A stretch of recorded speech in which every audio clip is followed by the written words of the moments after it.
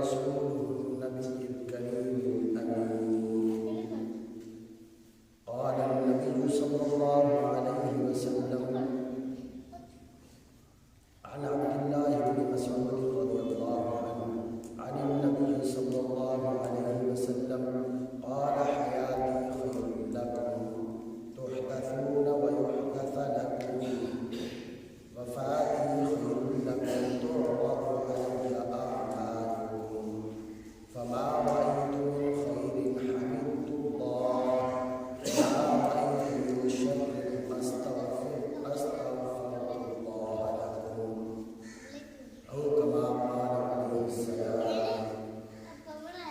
قال الله تبارك وتعالى في شان حبيبه مخبرا وآمرا إن الله وملائكته يصلون على النبي يا أيها الذين آمنوا صلوا عليه وسلموا تسليما.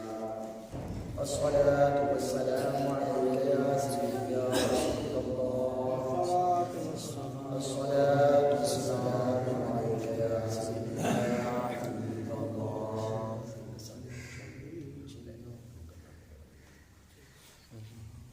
الصلاة والسلام عليك يا سيدي يا رحمة الله وعلى آلك وصحبك يا سيدي يا محمد رسول الله.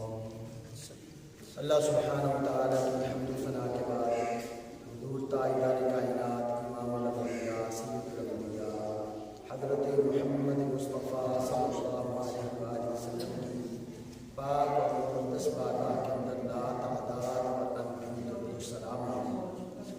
آپ کے اصحاب اور آپ کی آل پر اللہ کی انگنت رحمتوں کا نزول ہو. عزیزان من،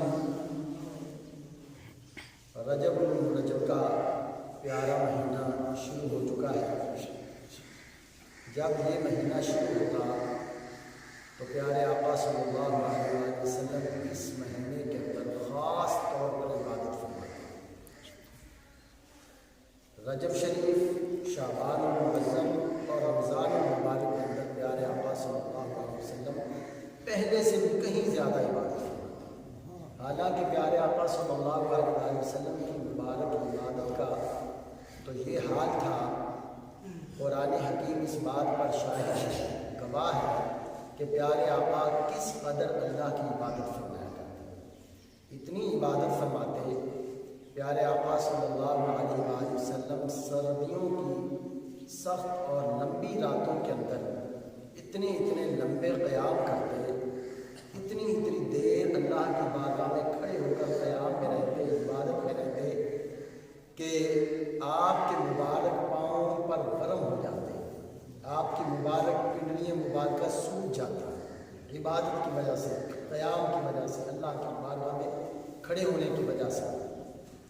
اللہ سبحانہ و تعالیٰ نے خود ارشاد فرمایا یا ایھا المزمل، اے چادر اوڑھنے والے، اے کملی والے، اے مزمل والے. فرمایا قم اللیل الا قلیلا. فرمایا پیارے میری بارگاہ میں کھڑا ضرور ہوا کر، قیام ضرور کیا کر، لیکن یا تو رات کا کچھ حصہ یا اس سے بھی کم. کتنا؟ فرمایا نصفہ او انقص منہ قلیلا. فرمایا پیارے یا تو رات کا آدھا حصہ کر دیا کر، یا اس سے کچھ زیادہ یا اس سے بھی کم کر دیا کر. پیارے تیرا ساری رات میری بارگاہ میں کھڑے ہونا یہ مجھ رب کو گوارا نہیں کہ تو اپنی محبت کی وجہ سے، جو تجھے اپنے رب سے محبت ہے، جو مجھ سے محبت ہے، پیارے محبوب آپ تو اس وجہ سے میری بارگاہ میں قیام میں رہتے ہو، کبھی رکوع میں رہتے ہو، کبھی سجدہ میں رہتے ہو. لیکن محبوب مجھ رب کو یہ بات ناگوار گزرتی ہے کہ تو ساری رات کھڑا رہے اور تیرے پاؤں سوج جائے اور تیری مبارک پنڈلیوں سے خون بہنے لگے میری محبت کی وجہ سے. پیارے میں رب ہو کر یہ فرماتا ہوں کہ یا تو رات کا آدھا حصہ کر لیں یا پھر اس سے بھی کم کر لیں، یعنی اتنی سی عبادت کریں. لیکن پیارے محبوب حضرت عائشہ رضی اللہ تعالیٰ عنہا فرماتی ہیں کہ پیارے محبوب صلی اللہ علیہ وسلم اس قدر جب لمبے لمبے قیام کرتے، ساری رات عبادت کرتے، تو میں آپ صلی اللہ علیہ وسلم کی بارگاہ میں عرض کرتی، یا رسول اللہ نے فرما دیا ما تقدم من ذنبک وما تأخر، کہ محبوب ہم نے تو آپ کے طفیل، آپ کے اگلوں کے اور آپ کے پچھلوں کے گناہ معاف فرمائے، یعنی آپ کے صدقے سے اللہ تعالیٰ نے پہلی امتوں کے بھی گناہ بخشے اور آنے والوں کے بھی اللہ تعالیٰ بخشے گا۔ آپ تو وہ ہیں، آپ تو بخشے بخشائے ہیں، آپ تو معصوم عن الخطا ہیں، آپ اس قدر اللہ کی عبادت کیوں فرماتے ہیں؟ پیارے محبوب صلی اللہ علیہ وآلہ وسلم نے ارشاد فرمایا اس لیے میں اللہ کی عبادت اس لیے کرتا ہوں کہ میں اللہ کا شکر گزار بندہ بن سکوں۔ یعنی پیارے آقا صلی اللہ علیہ وسلم کو جو اللہ نے نعمتیں عطا فرمائی، اس کے شکرانے کے طور پر آپ صلی اللہ علیہ وسلم نے، کبھی ہم نے بھی شکرانے کے طور پر عبادت کی، کبھی ہم نے یہ کہا ہو کہ اللہ نے ہمیں اتنے ایکڑ زمین دی، ہم جو ہے ہر ایکڑ کے بدلے 10 رکعتیں نوافل شکرانے کے طور پر پڑھتے ہیں، کبھی ایسا کیا ہم نے؟ کبھی یہ کہا ہو کہ اللہ نے مجھے اتنے بیٹے دیے ہیں تو میں ہر بیٹے کے شکرانے کے طور پر نوافل اللہ کی بارگاہ ادا کرتا ہوں، یا اللہ نے مجھے صحت دی ہے میں اس کے شکرانے کی وجہ سے اللہ کی بارگاہ میں عبادت کرتا ہوں۔ کبھی امام حسن رضی اللہ تعالیٰ عنہ، آپ اپنے باغ اور صحابہ کے متعلق بھی یہ بات ہے، بے شمار صحابہ کے متعلق ہے کہ ایک صحابی رضی اللہ تعالیٰ کا ایک باغ تھا جس میں 500 درخت تھے۔ کتنے؟ 500۔ آپ ہر درخت کے نیچے 100 رکعت پڑھا کرتے، اس لیے کہ اللہ یہ درخت بھی تو نے مجھے دیا، باغ میں، میرے باغ میں پھلدار یہ درخت تو نے دیا، میں شکرانے کے طور پر 100 نوافل اس کے نیچے پڑھتا ہوں، 100 نوافل اگلے درخت کے نیچے، 100 ایسے صحابہ کرام شکرانہ ادا کیا، ہم نے کبھی سوچا بھی نہیں۔ تو بہرحال آج کا جو موضوع میں نے سوچا، میں چونکہ یہ رجب المرجب کا مہینہ ہے، معراج، اس مہینے میں پیارے آقا صلی اللہ علیہ وسلم کی معراج کروائی گئی، وہ بھی بہت لمبا موضوع ہے اور وہ اس پر کئی جمعے پڑھائے جائیں گے انشاءاللہ، لیکن آج کا جو موضوع ہے وہ ایک بہت انتہائی اہم موضوع ہے، وہ یہ کہ پیارے آقا صلی اللہ علیہ وآلہ وسلم امت کے اعمال کا مشاہدہ فرماتے ہیں، امت کے اعمال کو دیکھتے ہیں۔ آپ صلی اللہ علیہ وسلم کے سامنے امت کی نیکیاں اور بدیاں پیش کی جاتی ہیں، آپ صلی اللہ علیہ وسلم ان کو دیکھتے ہیں۔ اب یہ ہے ہم نے اپنے دل کے اندر اس بات کی اہمیت کو پیدا کرنا ہے کہ آپ صلی اللہ علیہ وسلم کی بارگاہ کے اندر ہمارے سارے جب اعمال پیش کیے جاتے ہوں گے تو آپ صلی اللہ علیہ وسلم ہمارے بارے میں کیا سوچتے ہیں۔ میں بھی اپنے گریبان میں جھانک کر دیکھوں، آپ بھی دیکھیں کہ جب میرے اور آپ کے اعمال نبی کریم صلی اللہ علیہ وسلم کی بارگاہ میں پیش کیے جاتے ہوں گے تو کیا میرے اور آپ کے اعمال میں کیسی نیکیاں ہوں گی اور کیسی بدیاں ہوں گی۔ آپ صلی اللہ علیہ وسلم ہماری نیکیوں کی وجہ سے خوش ہوتے ہوں گے، اگر ہمارے گناہ اور بدیاں ہوتی ہوں گی، آپ کی نافرمانیاں ہوتی ہوں گی تو آپ صلی اللہ علیہ وسلم اس پر غمگین ہوتے ہوں گے۔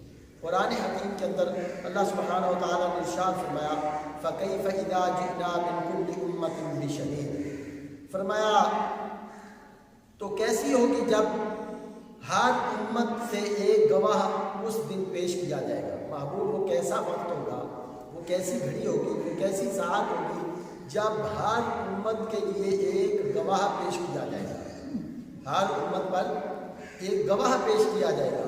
وَجِئْنَا بِكَ عَلَىٰ هَٰؤُلَاءِ شَهِيدًا، اور پھر ان تمام گناہوں، تمام کے تمام گواہوں پر آپ کو بطور گواہ پیش کیا جائے گا، آپ پھر سب کے گواہ ہوں گے، یعنی ہر امت کے لیے ان کے نبی کو بطور گواہ جب اللہ تعالیٰ قیامت کے دن میدان محشر قائم فرمائے گا، میدان محشر لگے گا تو جب اللہ تعالیٰ پہلی امتوں سے یہ سوال کرے گا، یہ پوچھے گا کہ کیا تمہارے پاس کوئی ڈرانے والا نہیں آیا تھا، میری طرف سے کوئی نبی نہیں آیا تھا جس نے تمہیں سیدھا رستہ دکھلایا ہو، مجھ سے ڈرایا ہو، تم کفر کرتے رہے، شرک کرتے رہے، میری نافرمانیوں میں لگے رہے، تو لوگ اس دن بولیں گے، وہ سمجھیں گے کہ شاید آج بھی جھوٹ چل جائے گا، جیسے آج بھی لوگ کافی جگہ پہ جھوٹ چلا لیتے ہیں، رشوت چلا لیتے ہیں، کیا کیا چلا لیتے ہیں، اس دن بھی لوگ یہ سمجھیں گے کہ شاید آج بھی جھوٹ چل جائے تو کہیں گے یا اللہ ہمارے پاس تو کوئی ڈرانے والا تیری طرف سے نذیر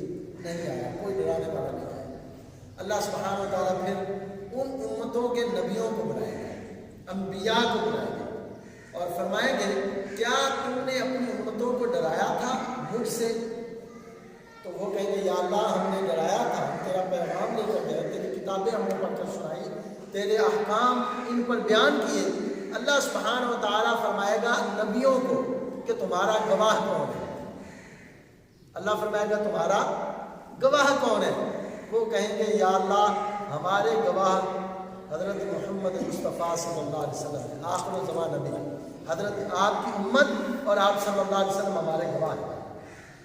وہ کہیں گے یا اللہ آپ کی امت، آخر الزمان نبی کی امت جو اس وقت تھی نہیں، وہ بھلا ہمارے کیسے گواہ ہو سکتے ہیں؟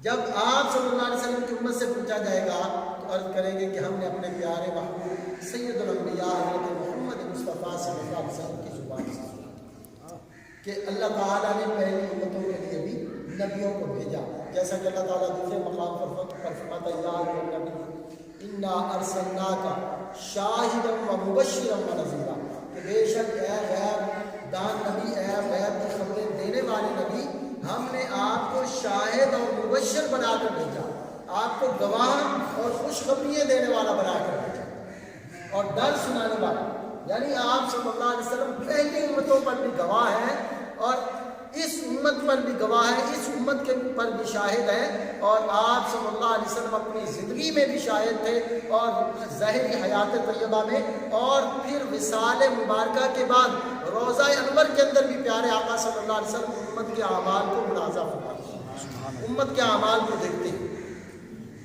یہ بات ایک علیحدہ ہے کہ کوئی شخص اگر کسی حدیث کا یا قرآن کی آیت کا انکار کر کے اور اپنی طرف سے کوئی مفہوم گھڑ لے تو وہ ایک علیحدہ بات ہے۔ کچھ لوگ ہوتے ہیں کہ جب کوئی قرآن کی آیت یا کوئی حدیث عقیدے کے خلاف آ رہی ہو، ان کے عقیدے کے، تو وہ اس کی تعویل کریں گے اور تعویل کرنے کے بعد اس سے کوئی ایسی بات نکالیں گے جو بظاہر قرآن کے بھی خلاف ہوتی ہے اور حدیث کے بھی خلاف ہوتی ہے، اور اپنی طرف سے من گھڑت باتیں بنائیں گے۔ پیارے آقا صلی اللہ علیہ وآلہ وسلم، اب آپ دیکھیں شاہد کے معنی ہے گواہ۔ کیا معنی ہے؟ پہلے تو میں آپ کو مثال سے سمجھاتا ہوں، پھر آپ کے سامنے احادیث پیش کریں گے انشاءاللہ۔ دیکھیں اسلام کے اندر گواہ کی بڑی اہمیت ہے، بہت زیادہ۔ اسلام کے اندر کسی واقعے پر قاضی کے سامنے گواہ پیش کرنا کسی فیصلے کے لیے ضروری ہے، لازم ہے کہ جب بھی قاضی کے سامنے کوئی کیس لایا جائے، کوئی فیصلہ لایا جائے، تو اس کے لیے اسلام نے کیا کہا ہے کہ 2 گواہ پیش کیے جائیں۔ کتنے؟ 2 گواہ پیش کیے جائیں۔ اب 2 گواہ پیش کیے جاتے ہیں، لیکن آج کل تو اللہ معاف فرمائے گواہ بھی کرائے کے اوپر مل جاتے ہیں، 100 روپے 200 روپے اور 500 روپے 1000 روپے کا گواہ مل جاتا ہے۔ آپ نے دیکھا ہوگا عدالتوں میں، حالانکہ جو جھوٹی گواہی دینے والا ہے اس کو جتنا عذاب ہے ہمیں اسے پتہ چل جائے۔ آج یہ موضوع نہیں، پھر کسی دن اسپیشل اس موضوع کو بھی بیان کریں گے کہ جھوٹی گواہی دینے کا کتنا بڑا گناہ ہے اور جھوٹی قسم اٹھانے کا کتنا بڑا گناہ ہے۔ یہ ایک بہت بڑا موضوع ہے، کسی دن انشاءاللہ یہ بھی بیان کریں گے، اور اس کا بہت بڑا عذاب ہے۔ اگر پتہ چل جائے تو بندہ زندگی بھر کسی کے لیے جھوٹی گواہی اور جو ہے جھوٹی قسم کبھی نہ اٹھائے، بہت بڑا گناہ ہے۔ بہرحال یہ علیحدہ موضوع ہے، تو ہم بات کر رہے ہیں گواہ کی اسلام کے اندر بہت بڑی اہمیت ہے۔ اب پیارے آقا صلی اللہ علیہ وسلم قیامت کے دن جب انبیاء پر گواہ بنیں گے، نبیوں پر گواہ بنیں گے، تو آپ صلی اللہ علیہ وسلم کیسے گواہ بنیں گے؟ جب یہ عقیدہ رکھا جائے کہ معاذ اللہ آپ صلی اللہ علیہ وسلم کو تو دیوار کے پیچھے کا بھی پتہ نہیں، معاذ اللہ آپ صلی اللہ علیہ وسلم تو دنیا سے چلے گئے، اب آپ صلی اللہ علیہ وسلم کچھ نہیں جانتے، تو بتائیے آپ صلی اللہ علیہ وسلم قیامت کے دن کیسے گواہی دیں گے؟ ذرا ان پڑھ سے ان پڑھ بندہ بھی جس کے اندر عشق اور محبت کی تھوڑی سی شمع روشن ہو، وہ بھی سوچے تو بات سمجھ میں آتی ہے کہ پیارے آقا صلی اللہ علیہ وسلم کو جو اللہ نے شاہد بنایا، جو گواہ بنایا، وہ اسی لیے بنایا کہ اللہ کی عطا سے نبی کریم صلی اللہ علیہ وسلم جب چاہتے ہیں، جس وقت چاہتے ہیں، جہاں آپ چاہتے ہیں آپ لحظہ فرما لیں، آپ دیکھ لیں۔ اللہ کی عطا سے، کیا ہمارا عقیدہ ہے؟ اللہ کی عطا سے۔ اللہ نے آپ کو یہ معجزہ عطا فرمایا ہے، اللہ نے آپ کو یہ طاقت عطا فرمائی ہے۔ اور یاد رکھیں پیارے آقا صلی اللہ علیہ وآلہ وسلم آپ کی بارگاہ کے اندر ہم جاتے ہیں جب مدینہ المنورہ کے اندر، ہمارا تو الحمدللہ اہل سنت و جماعت کا تو یہ عقیدہ ہے کہ بندہ جہاں سے بھی سلام پیش کرے ہمارے آقا سنتے ہیں اور آپ چاہیں تو جواب بھی ارشاد فرماتے ہیں۔ ہمارے آقا ہمارا سلام سنتے ہیں اللہ کی عطا سے، اور اگر چاہیں تو جواب بھی ارشاد فرماتے ہیں، ہمارا یہ عقیدہ ہے۔ لیکن کچھ لوگوں کا یہ عقیدہ ہے کہ آپ صلی اللہ علیہ وسلم اور کسی جگہ سے نہیں سنتے، بس اگر سنتے ہیں تو کہاں سے سنتے ہیں کہ مدینہ شریف میں جا کر روضہ رسول کے سامنے جالی کے سامنے جب بندہ پہنچتا ہے تو صرف وہاں سے سنتے ہیں۔ ہم ایک منٹ کے لیے، ہمارا بھی یہ عقیدہ ہے کہ آپ وہاں سے بھی سنتے ہیں یہاں سے بھی سنتے ہیں۔ اچھا اگر ایک منٹ کے لیے یہ بات مان لی جائے کہ آپ صلی اللہ علیہ وسلم صرف وہاں سے سنتے ہیں اور وہاں سے دیکھتے ہیں، تو پھر ایک بات میں آپ کے سامنے پیش کروں گا کہ جو لوگ وہاں حاضری جنہوں نے دی ہے اللہ ان کی قبول فرمائے، اور جن کو نہیں ملی اللہ ان کو بھی عطا فرمائے۔ جب آپ روضہ رسول کے سامنے جاتے ہیں، جہاں سے ہم سلام پیش کرتے ہیں اس جگہ کو کہا جاتا ہے مواجہ شریف، یعنی جالی شریف، سنہری جالیاں جو ہیں آپ صلی اللہ علیہ وسلم، وہاں سے ہم سلام پیش کرتے ہیں۔ وہ جالی شریف جو ہے وہ کہاں ہے، اور پیارے آقا صلی اللہ علیہ وسلم کی مبارک جو قبر انور ہے، قبر نور ہے، وہ کس جگہ پہ ہے، اور وہاں سے جب ہم سلام پیش کرتے ہیں تو کتنی سی آواز میں کرتے ہیں، یا سپیکر لگا کر کرتے ہیں، کس طرح کرتے ہیں، یہ بات ابھی آپ سمجھیں کہ آپ صلی اللہ علیہ وسلم کی جو جالی مقدسہ ہے جہاں سے ہم سلام پیش کرتے ہیں، اس کے آگے ایک دیوار ہے جس کے اوپر اگر جالی شریف کے اندر سے دیکھا جائے وہ سبز رنگ کا غلاف ہے، اس کے اندر ایک دیوار ہے۔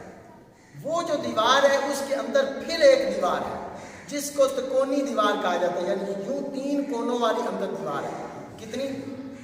کتنے پردے ہو گئے؟ ایک جالی شریف والا، ایک آگے سبز پردے والی دیوار، ایک آگے تکونی دیوار ہے۔ اس کے اندر پھر وہ حجرہ شریف ہے جو سیدہ عائشہ سلام اللہ علیہا ورضی اللہ عنہا کا بچہ حجرہ تھا، جس کے اندر پیارے آقا صلی اللہ علیہ وسلم زندگی مبارکہ کے اندر قیام فرما ہوتے تھے، اور آپ کے وصال کے بعد اسی حجرہ مبارکہ کے اندر پیارے آقا صلی اللہ علیہ وسلم کی لاحت انور، آپ صلی اللہ علیہ وسلم کا روضہ اقدس، آپ کی قبر مبارکہ اسی روضہ کے اندر بنائی۔ تو یوں کتنے پردے ہو گئے؟ 4، اور 5واں پردہ ہے پیارے آقا صلی اللہ علیہ وسلم کی مبارک قبر شریف والا۔ تو کتنے پردے ہو گئے؟ 5 پردے ہو گئے۔ اب جو بندہ وہاں پہنچ کر جب سلام پیش کرتا ہے تو وہ کس طرح کرتا ہے؟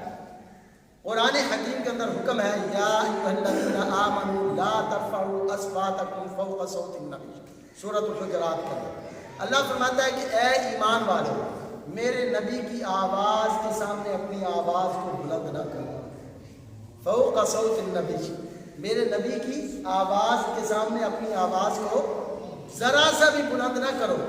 اگر ایسا کرو گے تو اللہ فرماتا ہے پھر کیا ہوگا؟ ان تحبط اعمالکم وانتم لا تشعرون، اگر تم ایسا کرو گے تو تمہارے سارے کے سارے عمل، تمہاری ساری کی ساری نیکیاں حبط کر لی جائیں گی۔ حبط کے معنی ہے یعنی اکارت کر دینا، ضائع کر دینا، یعنی فرض نمازیں بھی ہوں گی، روزے بھی ہوگا، حج بھی ہوگی، زکوٰۃ بھی ہوگی، سب کچھ تمہارا ہوگا، لیکن وہ سارے کے سارے کھوٹے ہو جائیں گے، کسی کام کے نہیں، اگر تم نے میرے نبی کے سامنے اپنی آواز کو ذرا سا بلند کر دیا۔ اب وہاں جب روضہ اقدس میں ہم جاتے ہیں تو وہاں کتنے یہ حاجی صاحبان یہاں بیٹھے ہیں، کانی پور مشہور ہے حاجیوں کے اعتبار سے ماشاءاللہ، یہاں بہت سارے حاجی ہیں۔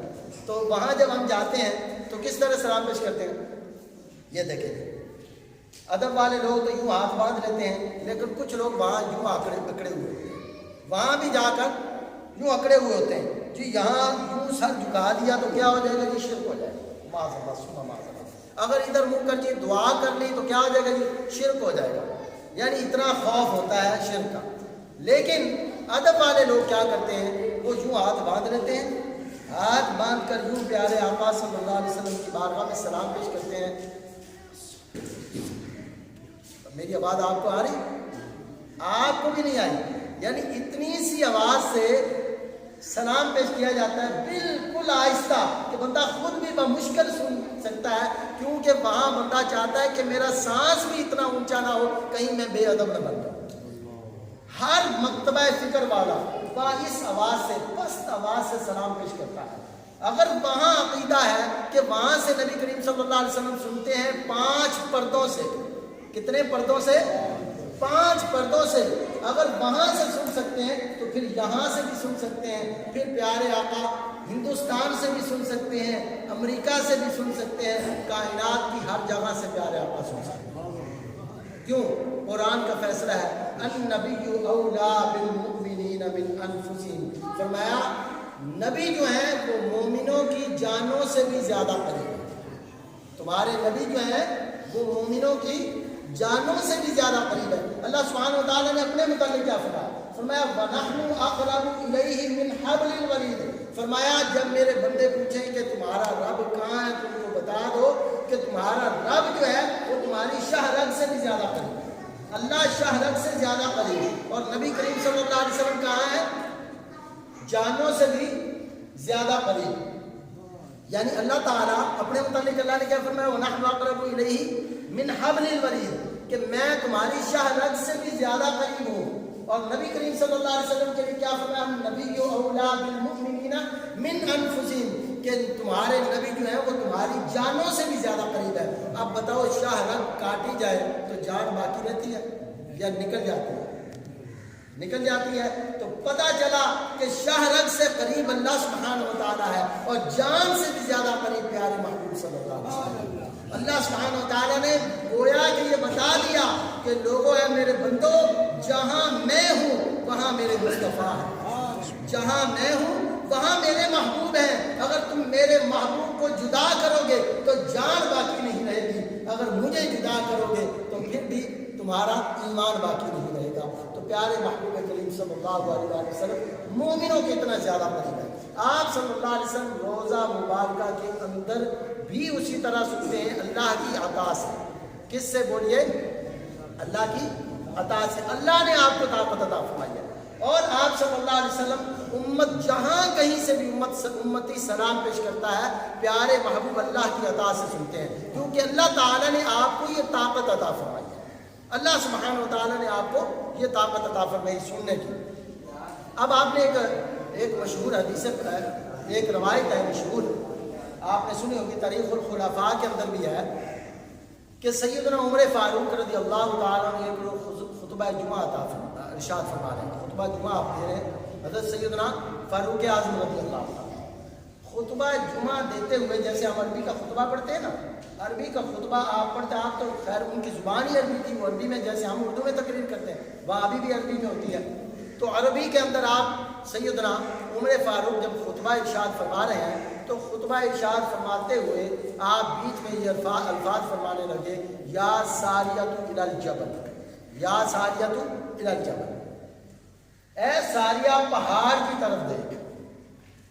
اچھا ساریہ کون ہے؟ یہ صحابی رسول ہے اور لشکر کے امیر تھے۔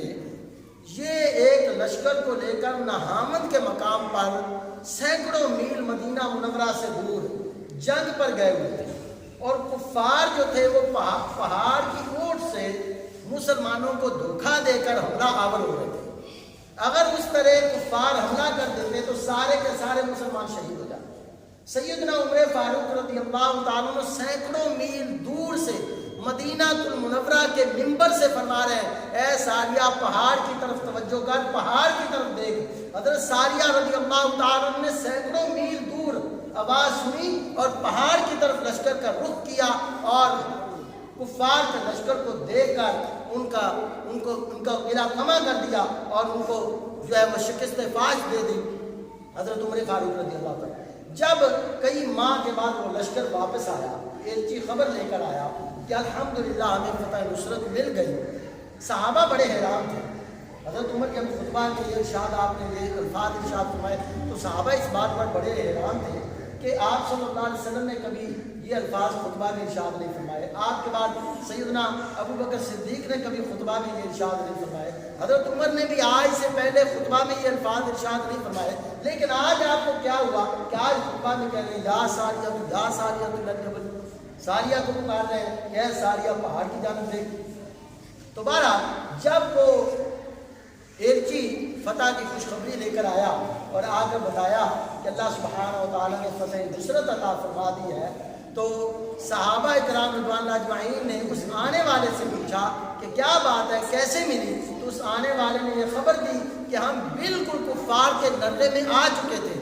سیدنا فاروق اعظم رضی اللہ تعالیٰ نے جب یہ آواز دی، جب ہم نے امیر المومنین کی یہ آواز سنی تو ہمیں پتہ چلا کہ ہمارے پیٹھ کے اندر، ہمارے پچھلی طرف، پہاڑ کی پچھلی طرف کفار ہمارے اوپر حملہ آور ہونے والے ہیں، تو ہم نے اس طرف اپنا رخ کیا اور فوراً اللہ نے ہمیں فتح نصرت عطا فرمائی۔ اب دیکھیں حضرت عمر کون ہے؟ حضرت عمر پیارے آقا کے غلام ہیں، اور حضرت عمر کو یہ سماعت اور حضرت عمر کو یہ تکلم کی طاقت یہ کس نے عطا فرمائی کہ حضرت عمر مسجد نبوی شریف کے اندر کھڑے ہو کر سینکڑوں میل دور اپنی آواز پہنچا رہے ہیں؟ کیا کوئی موبائل فون تھا حضرت عمر کے پاس؟ اگر تھا تو اس کا فون نمبر بتائیں۔ حضرت عمر فاروق کے پاس کوئی ٹیلی کام تھا؟ آپ کے پاس کوئی وائرلیس سیٹ تھا؟ نہیں، کچھ نہیں تھا۔ اللہ تعالیٰ نے محبوب کریم کے قدموں کے طفیل حضرت عمر فاروق کی آواز میں یہ قوت رکھ دی کہ سینکڑوں میل دور آپ پکار رہے ہیں اور دیکھ بھی رہے ہیں، اور دوسرے صحابی حضرت سیدنا ساریہ رضی اللہ تعالیٰ کو دیکھیں، ان کی سماعت کا عالم کہ وہ وہاں سے حضرت عمر فاروق کی آواز کو سن رہے ہیں۔ اگر وہ صحابی سینکڑوں میل دور سے اللہ کی عطا سے حضرت عمر فاروق کی آواز سن سکتے ہیں تو میرے آقا تمام انبیاء کے سردار ہمارے سلام کو کیوں نہیں سن سکتے ہیں؟ اور آپ صلی اللہ علیہ وسلم جب چاہتے ہیں اللہ کی عطا سے امتیوں کو دیکھتے بھی ہیں۔ آئیے اب آپ کے سامنے وہ حدیث پاک میں پیش کرتا ہوں جو ابھی میں نے خطبہ میں بیان فرمائی کہ یہ حدیث پاک عن عبداللہ ابن مسعود رضی اللہ عنہ، حضرت عبداللہ ابن مسعود رضی اللہ تعالیٰ سے روایت ہے، بہت جلیل القدر صحابی ہیں۔ عن النبی صلی اللہ علیہ وسلم، کہتے ہیں کہ نبی کریم صلی اللہ علیہ وآلہ وسلم سے میں نے سنا، قال حیاتی خیر لکم، فرمایا سنو میرے صحابہ، تمہارے لیے میرا زندہ رہنا بھی بہتر ہے۔ تمہارے لیے میں جب تک اس دنیا میں حیات ہوں، ظاہری حیات میں، اس وقت تک میں تمہارے لیے رحمت ہوں، تمہارے درمیان میں برکت ہوں، تمہاری میں حاجتوں کو سنتا ہوں اور پورا کرتا ہوں، تم مجھ سے دین سیکھتے ہو، اور جب تمہیں کبھی کوئی مشکل پیش آتی ہے تو میری بارگاہ میں آ جاتے ہو، میں تمہاری مشکلات کو دور فرماتا ہوں۔ فرمایا جب تک میرا زندہ رہنا اس دنیا میں بھی تمہارے لیے بہتر ہے۔ صحابہ کو آپ صلی اللہ علیہ وسلم فرمایا، اور فرمایا وَتُحْدِثُونَ يُحْدَثَ لَكُمْ، فرمایا سنو جب تک میں زندہ ہوں تمہاری باتوں کو سن کر ان کو پورا کرتا ہوں، تمہاری حاجتوں کو پورا کرتا ہوں۔ وَوَفَاتِي خَيْرٌ لَكُمْ، اور فرمایا سنو جب میں دنیا سے چلا جاؤں گا، جب میں رحلت فرما جاؤں گا، جب میں ظہری وصال فرما جاؤں گا، تو فرمایا یہ بھی میرا دنیا سے جانا بھی تمہارے لیے بہتر ہے۔ دنیا میں رہنا بھی تمہارے لیے بہتر ہے اور دنیا سے جانا بھی تمہارے لیے بہتر ہے۔ کس طرح؟ یا رسول اللہ، دنیا میں رہنا تو ہمیں پتہ چلتا ہے کہ دن رات آپ کے چہرہ مدحا کو صحابہ دیکھتے ہیں، دن رات آپ کی دعاؤں سے صحابہ اکرام مسرور ہوتے ہیں، آپ کی دعاؤں کی برکت لیتے ہیں، دن رات آپ کی برکتیں ان کو ملتی ہیں۔ یا رسول اللہ، جب آپ دنیا سے تشریف لے جائیں گے، آپ پردہ فرما جائیں گے، پھر ہمارے لیے کس طرح بہتر ہے؟ آپ کا جانا ہمارے لیے کیسے بہتر ہے؟ آپ صلی اللہ علیہ وسلم نے ارشاد فرمایا، تُعْرَضُ عَلَيَّ أَعْمَالُكُمْ فَمَا رَأَيْتُ مِنْ خَيْرٍ حَمِدْتُ اللَّهَ، فرمایا سنو کہ تمہارے اعمال میری بارگاہ میں اب بھی پیش کیے جاتے ہیں، جب میں زندہ ہوں اب بھی پیش کیے جاتے ہیں، اور جب میں دنیا سے چلا جاؤں گا تو پھر بھی میری قبر انور کے اندر تمہارے اعمال پیش کیے جائیں گے، میں تمہارے اعمال کو دیکھوں گا، تمہارے اعمال میری بارگاہ میں پیش کیے جائیں گے کہ تم کیا کرتے ہو دنیا میں، تمہارے اعمال۔ فرمایا جب تمہاری میں نیکیاں دیکھتا ہوں، تمہارے اعمال میں سے نیکیاں دیکھوں گا تو کیا کروں گا؟ حمد اللہ، میں اللہ تعالیٰ کی حمد کروں گا، اللہ تعالیٰ کے بارے میں شکریہ ادا کروں گا، اللہ کی تعریف کروں گا اس پر، اور تمہارے لیے دعا کروں گا۔ اور فرمایا وَمَا رَأَيْتُ مِنْ شَرٍ، اور تمہارے عمل اگر میں برے دیکھوں گا، یعنی تمہارے اعمال جو میری بارگاہ میں پیش کیے جائیں گے، اگر ان میں تمہاری برائیاں دیکھوں گا تو پھر کیا کروں گا؟ اَسْتَغْفَرْتُ اللَّهَ لَكُمْ، فرمایا پھر میں تمہارے لیے اللہ کی بارگاہ میں بخشش مانگوں گا۔ آپ ذرا سوچیں، یہ حدیث پاک اگر آپ کو سمجھ آ گئی تو سبحان اللہ، نہیں آئی تو اسے سمجھ لیں۔ کہ پیارے آقا صلی اللہ علیہ وسلم آج بھی قبر مبارکہ میں ہمارے اعمال کو ملاحظہ فرماتے ہیں، آج بھی ہمارے اعمال کو دیکھتے ہیں۔ آپ صلی اللہ علیہ وسلم کی بارگاہ میں ہماری نیکیاں بھی پیش کی جاتی ہیں، ہمارے گناہ بھی پیش کیے جاتے ہیں۔ جب آپ صلی اللہ علیہ وسلم نیک لوگوں کی نیکیوں کو دیکھتے ہیں تو آپ صلی اللہ علیہ وسلم خوش ہوتے ہیں، اس وقت آپ کا دل خوشی سے باغ باغ ہو جاتا ہے، اور آپ اللہ کی حمد اور اللہ کا شکر ادا کرتے ہیں کہ یا اللہ تیرا شکر ہے کہ مجھے سینکڑوں سال دنیا سے آئے ہوئے ہو گئے، لیکن میرے امتی آج تک تیرے فرما بردار ہیں اور میرے فرما بردار ہیں۔ اللہ تعالیٰ کی بارگاہ میں حمد کرتے ہیں اور ان امتیوں کے لیے دعا بھی کرتے ہیں۔ اور جب آپ صلی اللہ علیہ وسلم امتیوں کی کمیوں کوتاہیوں کو دیکھتے ہیں، امتیوں کے گناہوں کو دیکھتے ہیں، تو آپ صلی اللہ علیہ وسلم اس پر غمگین ہوتے ہیں، اور آپ صلی اللہ علیہ وسلم پھر امتیوں کے لیے بخشش کی دعا کرتے ہیں، استغفار اللہ کی بارگاہ میں کرتے ہیں امتیوں کی طرف سے۔ تو آپ صلی اللہ علیہ وسلم نے فرمایا میرا دنیا میں رہنا بھی تمہارے لیے بہتر اور دنیا سے جانا بھی تمہارے لیے بہتر۔ اب یہ تو حدیث پاک ہے جس میں حضرت عبداللہ ابن مسعود سے جو میں نے آپ کو پڑھ کر بیان کی کہ آپ صلی اللہ علیہ وسلم امت کے اعمال کو ملاحظہ فرماتے ہیں۔ اگلی ایک حدیث پاک ہے، وقت قلیل ہے، اگلی ایک حدیث پاک ہے جس میں ہے کہ آپ صلی اللہ علیہ وسلم ہر پیر کو اور ہر جمعرات کو آپ صلی اللہ علیہ وسلم امت کے اعمال کو دیکھتے ہیں، ہر پیر کو اور ہر جمعرات کو۔ اسی لیے بزرگان دین کا یہ معمول رہا ہے کہ وہ پیر اور جمعرات کو اللہ کی زیادہ عبادت کیا کرتے ہیں، پیر اور جمعرات کا روزہ رکھتے اور اللہ کی بارگاہ میں زیادہ سے زیادہ عبادت کرتے ہیں، کیونکہ پیر اور جمعرات کے دن پیارے آقا کی بارگاہ میں امت کے اعمال پیش کیے جاتے ہیں۔ اب یہ تو حدیث پاک ہے حضرت عبداللہ ابن مسعود رضی اللہ تعالیٰ عنہ سے، جس میں یہ ہے کہ امت کے اعمال حضور پاک صلی اللہ علیہ وسلم کی بارگاہ میں پیش کیے جاتے ہیں۔ اگلی ایک حدیث پاک میں آپ کو بتاتا ہوں جس میں صرف حضور پاک صلی اللہ علیہ وسلم کی بارگاہ میں ہی نہیں بلکہ اس حدیث پاک کے اندر ہے کہ ہر پیر اور جمعرات کے دن، ہر پیر اور جمعرات کے دن وَتُعْرَضُ عَلَى الْأَنْبِيَاء، تمام نبیوں کی بارگاہ میں امتوں کے اعمال پیش کیے جاتے ہیں، تمام 1,24,000 کم و بیش انبیاء کرام کی بارگاہ میں امتیوں کے اعمال پیش کیے جاتے ہیں۔ وَعَلَى الْآبَاءِ وَالْأُمَّهَاتِ يَوْمُ الْجُمْعَةِ، فرمایا اور جمعے کے دن ماں باپ کی بارگاہ میں بھی اولاد کے اعمال پیش کیے جاتے ہیں۔ کس دن؟ جمعے کے دن ماں باپ کی بارگاہ میں بھی کہ تمہاری اولاد یہ گل کھلا رہی ہے، تمہاری اولاد قبر کے اندر پیش کیے جاتے ہیں کہ تمہاری اولاد یہ نیکیاں کر رہی ہیں اور یہ بدیاں کر رہے ہیں۔ آگے ہے کہ اگر والدین نبی اپنی امتیوں پر اگر اچھے اعمال نبی دیکھتے ہیں تو نبی اس پر کیا ہوتے ہیں؟ خوش ہوتے ہیں، امتیوں کی نیکیوں کو دیکھ کر خوش ہوتے ہیں۔ اگر برائیوں کو دیکھتے ہیں تو حدیث پاک میں ہے کہ انبیاء جو ہے وہ غمگین ہو جاتے ہیں اپنی امتوں پر۔ اور والدین کے متعلق ہے کہ جب والدین کے سامنے ان کی اولاد کے اعمال پیش کیے جاتے ہیں تو والدین اگر اپنے اولاد کے اچھے اعمال کو دیکھتے ہیں تو پھر اس پر خوش ہوتے ہیں، ان کو راحت پہنچتی ہے۔ اور حدیث پاک میں ہے کہ ان کے جو چہرے ہیں، یعنی والدین کے جو چہرے ہیں وہ خوشی کی وجہ سے چمکنے لگتے ہیں۔ لیکن اگر وہ اپنی اولاد سے اگر گناہوں کو دیکھتے ہیں کہ ہماری اولاد نے گناہ کیے ہیں، برائیاں کی ہیں، تو حدیث پاک کے الفاظ ہیں کہ وہ ان کے چہرے جو ہیں وہ مرجھا جاتے ہیں اور وہ غمگین ہوتے ہیں۔ پھر آپ صلی اللہ علیہ وسلم نے آگے اسی حدیث میں ارشاد فرمایا فاتقوا اللہ، اے لوگو اللہ سے ڈرو، فاتقوا اللہ، اے لوگو اللہ سے ڈرو، ولا تؤذوا امواتکم، موتاکم، ولا تؤذوا موتاکم، فرمایا اپنے اعمال کی وجہ سے اپنے مردوں کو تکلیف نہ دو، اپنے اعمال کی وجہ سے اپنے مردوں کو تکلیف نہ دو۔ بات سمجھ میں آ رہی ہے کہ اب ہماری مرضی ہے کہ ہم جن کے والدین دنیا سے جا چکے ہیں وہ نیکیاں کر کے اپنے والدین کو قبر میں سکون بھی دے سکتے ہیں، کیونکہ وہ نیکیاں ان کی بارگاہ میں پیش ہیں، اور برائیاں کر کے قبر میں بھی ان کو رنجیدہ کر سکتے ہیں۔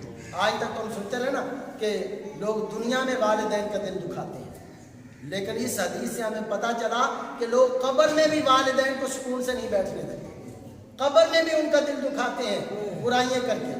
یہ تو والدین کی بات ہے، لیکن یاد رکھو جو پہلی حدیث مبارکہ میں نے بیان کی اور قرآن کی جو آیا مبارکہ بیان کی، اس سے یہ ہے کہ جب آپ صلی اللہ علیہ وسلم کی بارگاہ میں ہمارے اعمال پیش کیے جاتے ہیں تو پیارے آقا صلی اللہ علیہ وآلہ وسلم جب ہماری نیکیوں کو دیکھتے ہیں تو آپ صلی اللہ علیہ وسلم خوش ہوتے ہیں۔ آج بھی اگر کوئی امتی چاہتا ہے کہ میں اپنے پیارے نبی کو خوش کر سکوں، ہر امتی کی یہ خواہش ہے نا کہ میرے نبی میرے پر خوش ہو جائے۔ کون کون چاہتا ہے کہ میرے نبی میرے پر خوش ہو جائے؟ ہر بندہ چاہتا ہے نا۔ تو پھر خوش کرنے کا طریقہ کیا ہے کہ اللہ سبحانہ و تعالیٰ کی فرما برداری اور پیارے محبوب صلی اللہ علیہ وسلم کی اطاعت، ایسے اعمال کیے جائیں، ہر وقت یہ یاد رکھا جائے کہ جو میں عمل کر رہا ہوں، کیا جب یہ میرے نبی صلی اللہ علیہ وسلم کی بارگاہ میں پیش ہوگا تو آپ صلی اللہ علیہ وسلم اس کو دیکھ کر خوش ہوں گے یا غمگین ہوں گے؟ ہم سنتے ہیں نا سیرت کی کتب کے اندر اور حدیث کے اندر ہمیں ملتا ہے کہ کفار مکہ نے آپ صلی اللہ علیہ وسلم کو بڑے پتھر مارے، طائف کے کفار نے آپ صلی اللہ علیہ وسلم کو پتھر مارے، لوگوں نے آپ صلی اللہ علیہ وسلم کے رستے میں کانٹے ڈالے، آپ صلی اللہ علیہ وسلم کو بڑی تکلیفیں دی۔ حضرت سیدی شیخ احمد بباغ میرے مرشد کریم، آپ فرما رہے تھے ایک بیان میں، آپ فرما رہے تھے وہ تو کفار تھے، وہ تو مشرکین مکہ تھے، وہ تو آپ صلی اللہ علیہ وسلم کے دشمن تھے، انہوں نے تو مانا ہی نہیں تھا تو وہ آپ صلی اللہ علیہ وسلم کو پتھر مارتے تھے۔ فرمایا تم امتی ہو کر آپ صلی اللہ علیہ وسلم کو آج پتھر مار رہے ہو، حضور امتی ہو کر ہم کیسے پتھر مار رہے ہیں؟ فرمایا یہ کیا پتھر سے کم ہے کہ جب تمہارے گناہ آپ صلی اللہ علیہ وسلم قبر انور کے اندر، روضہ مقدسہ کے اندر دیکھتے ہوں گے، جب آپ کی بارگاہ میں تمہاری برائیاں پیش کی جاتی ہوں گی تو آپ صلی اللہ علیہ وسلم کتنا غم زدہ ہوتے ہوں گے، کتنی آپ کو تکلیف پہنچتی ہوگی کہ جن امتیوں کے لیے میں نے مکہ کی وادیوں میں پتھر کھائے ہیں، جن امتیوں کے لیے میں نے طائف کی وادیوں میں تکلیفیں برداشت کی ہیں، جن امتیوں کے لیے میں نے پیٹ کے اوپر اپنے پتھر باندھ کر دھوپ کو بھی برداشت کیا ہے، جن امتیوں کے لیے کبھی بدر کے اندر، کبھی احد کے اندر، کبھی حنین کے اندر، کبھی تبوک کے اندر، کبھی خیبر کے اندر، کہاں کہاں آپ صلی اللہ علیہ وسلم نے امتیوں کے لیے تکلیفیں نہیں اٹھائی، آج ان امتیوں کی طرف سے جب گناہ آپ صلی اللہ علیہ وسلم کی طرف جاتے ہوں گے تو کیا یہ پتھر سے کم ہے؟ یہ پتھروں سے بھی بڑا پتھر ہے۔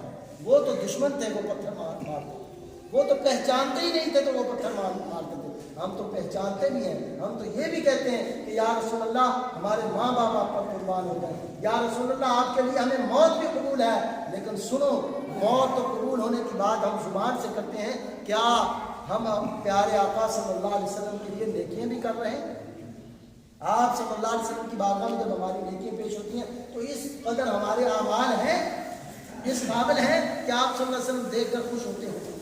تو اس لیے یاد رکھو میرے بھائی، آج کے جمعہ خطبہ کا سبق یہ ہے، آپ صلی اللہ علیہ وسلم آج کے جمعہ خطبہ کا سبق یہ ہے کہ آپ صلی اللہ علیہ وسلم کی بارگاہ میں ہماری اعمال پیش ہوتے ہیں، آپ صلی اللہ علیہ وسلم ہماری نیکیوں کو اور برائیوں کو اللہ کی عطا سے دیکھتے ہیں۔ تو اس لیے آج کا سبق یہ ہے کہ آج کے بعد ہر کام کرنے سے پہلے یہ سوچ لو، اگر نبی کریم سے محبت کرتے ہو، اگر پیارے آقا سے محبت کرتے ہو تو یہ سوچ لو کہ ابھی جو میں کام کرنے لگا ہوں، جب یہ میرے آقا کی بارگاہ میں پیش ہوگا تو میرے آقا اس پر خوش ہوں گے یا ناراض ہوں گے۔ اگر ہم نے اپنے آقا کو ناراض کر دیا تو کوئی جائے پناہ ہے؟ کوئی جائے پناہ جب قیامت کے دن؟ آپ ذرا سوچیں، یہاں ایک بہت پیاری مثال سیدی شیخ احمد بباغ ارشاد فرماتے ہیں کہ کوئی بندہ اپنی ماں اور باپ کے سامنے گناہ کرتا ہے، کوئی بندہ کوئی ایسا گناہ جو لوگوں کے سامنے بندہ شرم و حیا کی وجہ سے، فرمایا ماں اور باپ کے سامنے کرتا ہے؟ نہیں۔ فرمایا پھر سنو کہ جب تم ماں اور باپ کے سامنے ایسا کام نہیں کرتے، وہ سید الانبیاء، وہ امام الانبیاء جن کو اللہ سبحانہ و تعالیٰ نے اپنا محبوب فرمایا ہے، جو سید الانبیاء ہے، ان کے سامنے بھی تو تمہارے اعمال پیش ہوتے ہیں، پھر ایسے کام کیوں کرتے ہیں؟ ان سے بھی تو شرم و حیا کرو۔ اللہ سبحانہ و تعالیٰ ہمیں وہ شرم و حیا عطا فرمائے جس کے بارے میں پیارے آقا نے فرمایا الحیاء من الایمان، کہ حیا ایمان سے ہے۔ اللہ سبحانہ و تعالیٰ ہمیں عمل کی توفیق عطا فرمائے۔ اگلا جمعہ زندگی تو معراج النبی صلی